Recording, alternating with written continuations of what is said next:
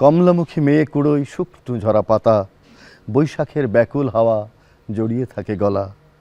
কমলামুখী মেয়ে কুড়োই শুকনো ঝরা পাতা, যেন রাজকুমারী নুয়ে আছে মুক্তমালার ভারে, গাল বেয়ে তার ঝরছে কেবল অহংকারী ঘাম।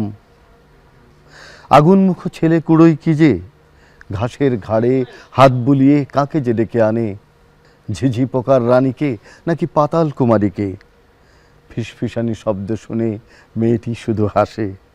ঘামের ধারে ঘাস কেটে যায়, রাস্তা জেগে ওঠে, তখন ছেলে রক্তমুখী সন্ধ্যা ধরে আনে।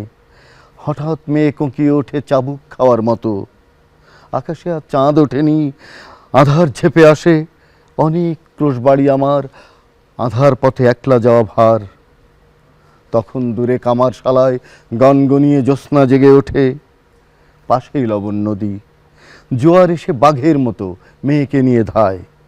জলদস্যুর বেশে ছেলে ঝাঁপিয়ে পড়ে জলে, কমলামুখী মেয়েকে তোলে মনের উপকূলে।